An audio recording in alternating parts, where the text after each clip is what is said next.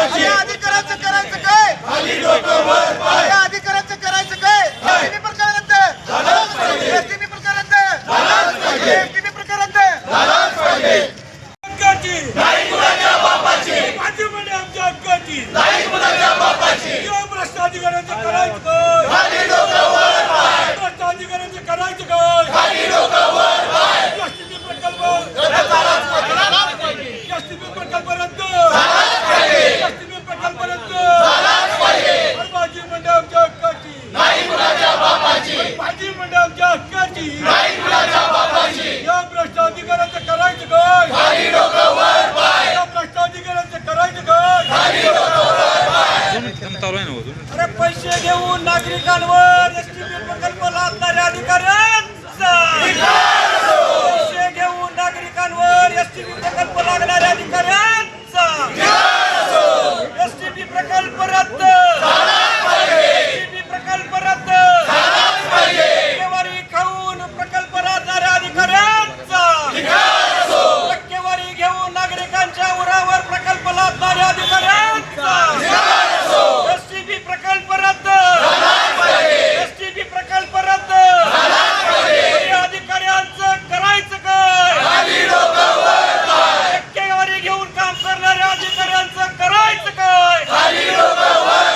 STP प्रकल्प रद्द, STP प्रकल्प रद्द.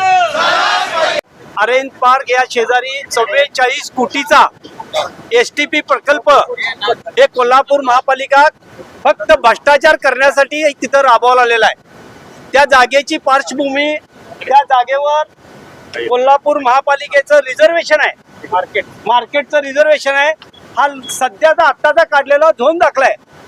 कायद्यामध्ये तरतूद आहे. कोल्हापूर महापालिकेच्या अधिनियम 1966-36 कलमाखाली जर एखाद्या जागेचं रिझर्वेशन उठवायचं असेल तर शहरामध्ये त्याच्या हरकती द्यावे लागतात.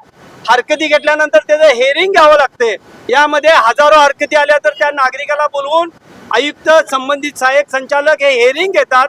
सगळ्या बाजूला ठेवून आहे त्या मार्केटच्या रिझर्वेशनहून बेकायदेशीर 44 कोटीचा फक्त आणि फक्त 30%, 40% खाण्यासाठी हा प्रकल्प या ठिकाणी राबवलेला आहे.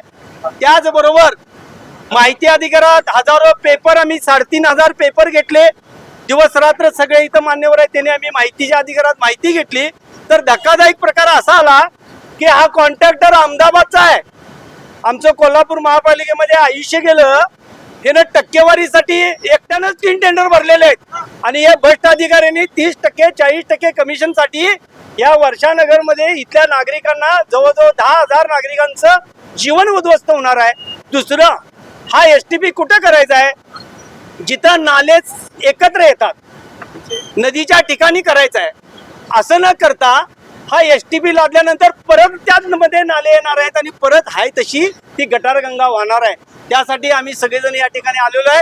त्याचबरोबर आयुक्तांनी, त्याबरोबर संबंधित अधिकाऱ्यांना आम्ही वेळोवेळी निवेदन दिलेले आहेत.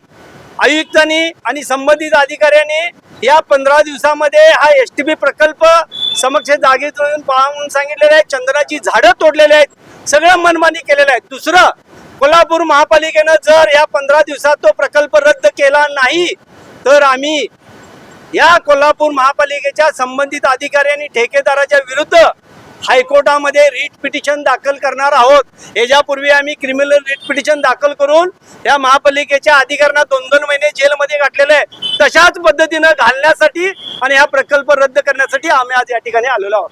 हा प्रकल्प